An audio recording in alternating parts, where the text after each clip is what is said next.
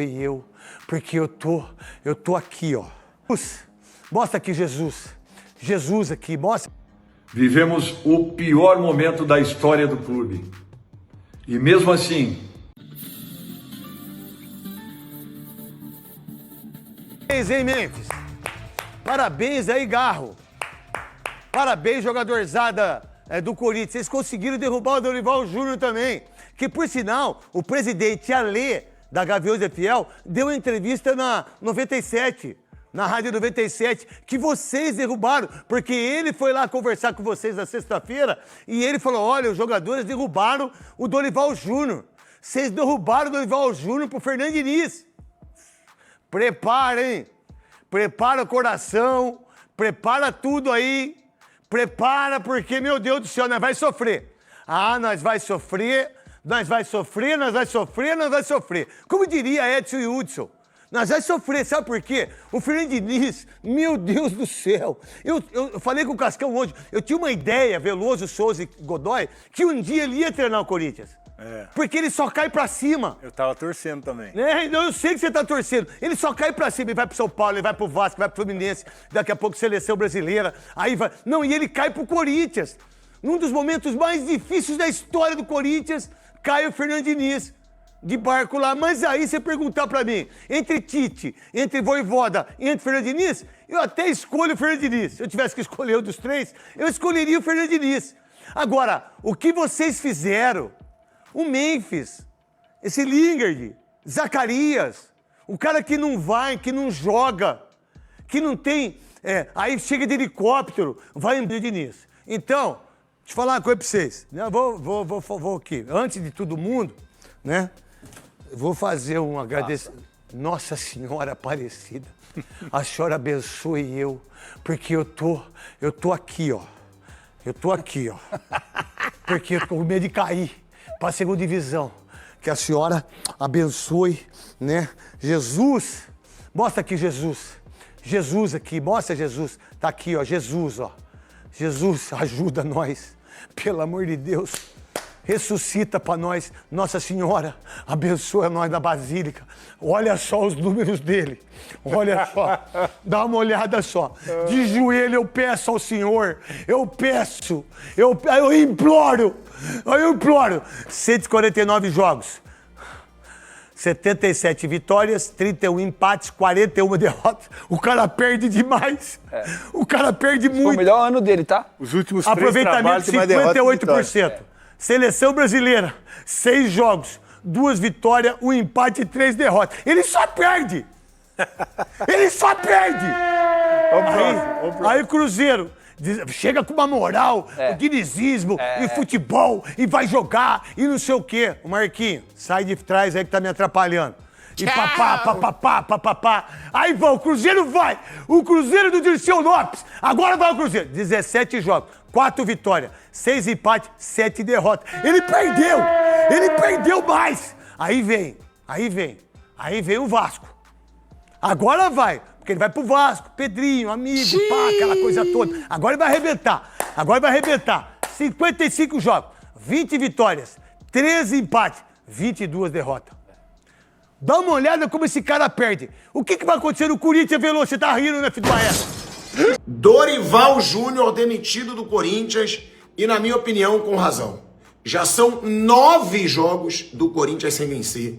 Jogando muito mal, perdeu pro Inter hoje dentro de casa.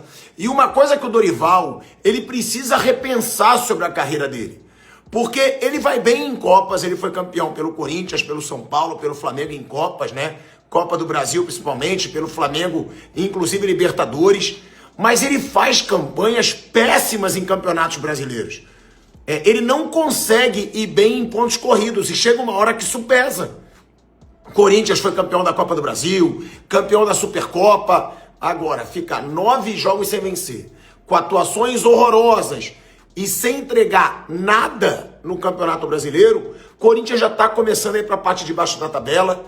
A sequência é muito fraca e, na minha opinião, realmente não tinha mais como defender o Dorival Júnior. Lembrando que esse time do Corinthians que o Dorival estava comandando é um time forte, é um time com investimento altíssimo, com jogadores caros, Então, não tem muita desculpa para ficar 9 jogos sem vencer e para começar a brigar na parte de baixo da tabela. É isso, é um cara que vai bem em Copas, mas que paga muito mico nos pontos corridos. Me perguntando por que o Dorival só foi demitido depois da data FIFA.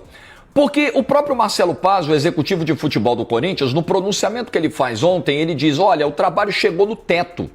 Mas isso só foi notado agora, depois de perder para o Inter dentro de casa? O Corinthians não vence há 9 jogos.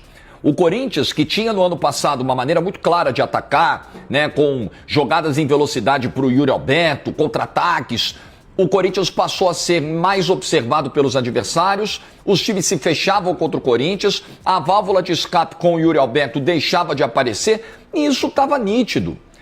O jogo anterior à data FIFA foi o empate contra o Flamengo. Ali a gente já entendia, era o 7º jogo da sequência, que dificilmente o Corinthians iria encontrar algum caminho com o Dorival. Mas aqui a gente vai muito na tomada de decisão em cima do resultado. Como você empatou diante do Flamengo, que tem um dos melhores elencos do futebol brasileiro, beleza, foi um empate contra o Flamengo. Vamos levando.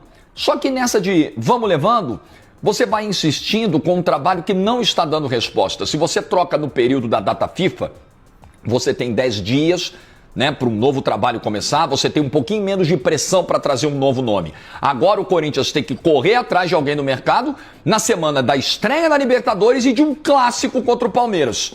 Tudo muito mais difícil. Alô, fiel torcedor corintiano. Em razão de tudo acontecido no dia de ontem e não tendo a oportunidade de me dirigir até vocês, estou passando para fazer e deixar aqui um agradecimento especial, de coração, a tudo que nós vivemos ao longo desses últimos 11 meses. Foram momentos únicos e marcantes. Aquilo que nós vimos em dezembro de 25, lá dentro do Maracanã, e principalmente a invasão a Brasília, em fevereiro de 2026, foram momentos únicos e especiais, que com certeza ficarão marcados no meu coração para o resto da minha vida. Procurei agir com toda a transparência possível em todos os momentos que me dirigi a vocês. Lutei e defendi com todas as minhas forças os interesses do Corinthians. Vivemos o pior momento da história do clube. E mesmo assim, com a união, com as forças que comissão técnica, jogadores e principalmente a torcida nos mostraram, nós conseguimos entregar 2 grandes títulos nacionais ao Corinthians. Em dezembro, próximo ao Natal, fiz uma ligação ao presidente Osmar Stabile, colocando à disposição para que fizéssemos um acordo amigável, até porque eu não havia sido contratado por ele, nem tampouco pelo futuro diretor de futebol que viria a assumir o clube. Então eu me sentia na obrigação profissional de poder estar ali me deixando à vontade para a tomada de uma posição. Naquele momento o presidente me posicionou que nós iríamos até o final do seu mandato. Sabendo que nós teríamos um ano muito difícil, 4 competições sendo disputadas, eu realmente fui insistente em muitos momentos. Até porque eu precisava ter um elenco um pouco mais complexo, um pouco mais composto, um elenco que nos dessem opções de podermos estar mexendo ao longo da temporada. Fui sim insistente em algumas contratações que para mim seriam muito importantes e pontuais. Até porque nós perdemos do ano anterior para esse 11 elementos e trouxemos apenas 7. Então eu brigava pela melhor condição do clube, em razão de termos competições muito importantes a serem disputadas ao longo do ano, com um nível de exigência ainda maior e que com certeza nos trariam mais e mais dificuldades. Contudo, deixo não só um legado técnico e financeiro com as conquistas, mas o principal, o aparecimento, o surgimento de jovens promessas das categorias de base. Pontuei a diretoria que, se vendidos no momento certo, com certeza seriam as maiores vendas do clube.